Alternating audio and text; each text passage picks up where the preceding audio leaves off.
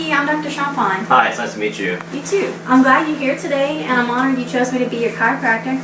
I see that Haley referred you in. Yeah, she did. Okay, good. We're glad that she referred you into our office, and our goal here is to take such good care of you that you'll want to refer your friends and family to a chiropractor wherever they live. Okay, sounds good. All right, so thank you for thoroughly filling out this paperwork. I know it can seem tedious. It was a lot, but I got through it. Okay, well, good. So I reviewed your information, and I understand you have some concerns that I'd like to discuss with you. Yeah. But before we do that, I'd like to explain how we work. Okay. All right, so do you remember learning in school about the master system that controls everything in your body? A little bit. Okay, well, that's your nervous system. So your nervous system is what sends out energy and information to all parts of your body. You have your brain, which is like the master computer, and from there you have your spinal cord, which is like your body's information highway. So this is a model of what the human spinal column looks like. Okay. So you have these bones right here, which are the vertebra, and the vertebra are what protect the spinal cord. Okay. So from between the vertebra, from the first in the neck to the last on the lower part of your spine, you have these nerve branches, which are these things that are poking out. These are what control and send the information and energy to all the parts of your body.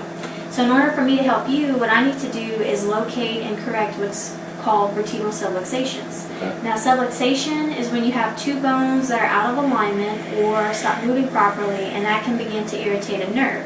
So when the nerve is then irritated, it can block that energy flow and that information, which is also like when you step on a garden hose that stops the flow of the water. Okay, makes sense. All right.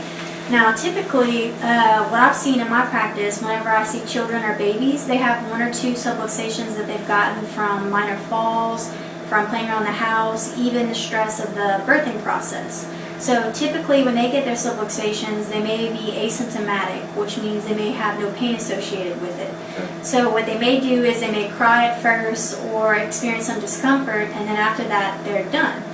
But what happens at the joint is the muscles start to spasm to protect the nerve, and as a result, the child may lose some normal motion at that joint. Okay. And this is something that most untrained people don't notice. So unfortunately, most parents don't know that they can bring their kids to the chiropractor to have them checked out. Okay. So what happens is, as a result of that spasm on the joint, it will eventually cause the nerve and the disc to begin to break down and degenerate.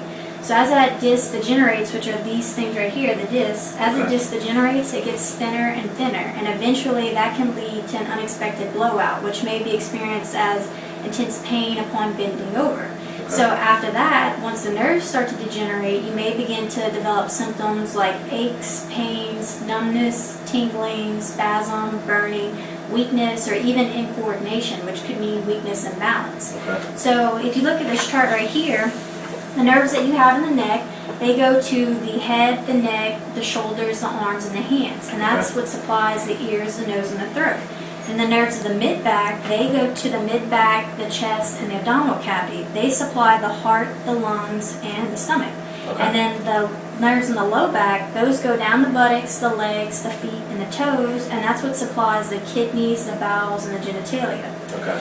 Now, about 90% of our patients that come into our office initially come in for things like aches and pains. Okay. But far enough, as what we found is most patients, whenever we find these subluxations and we correct them using repetitive chiropractic adjustments, not only does their pain decrease or completely go away, most of our patients start to notice positive symptoms in other organ systems, such as improved asthma, vision, hearing. They may find it easier to swallow, their blood pressure may lower, and they may even notice improvements in their indigestion or constipation. Wow.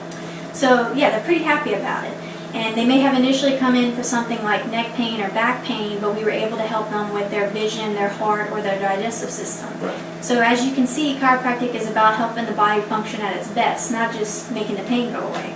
Sounds awesome. Yeah, it is. It's a pretty good thing. Yeah. So what we're going to do is I'd like for me to help you, like I was saying earlier, what I need to do to correct these subluxations is I'm going to conduct a thorough orthopedic, neurologic, and chiropractic exam, and that may include taking some thorough x-rays because the longer you've had subluxations, the uglier the vertebra can tend to look. So we're going to go ahead and study the condition of what your spine is right now. Okay. So in order for me to do that, I'm going to go ahead and carefully research all the information that I gather here today, and I'm going to use that to create a written report. And I'm going to have that report ready for you tomorrow morning at 10 a.m. So it's very important that you bring someone that you know that's close to you for that report. That way they can understand why you're coming in to see the chiropractor. Okay. So if you don't have any questions, we can go ahead and get started. Sounds great. All right. All right.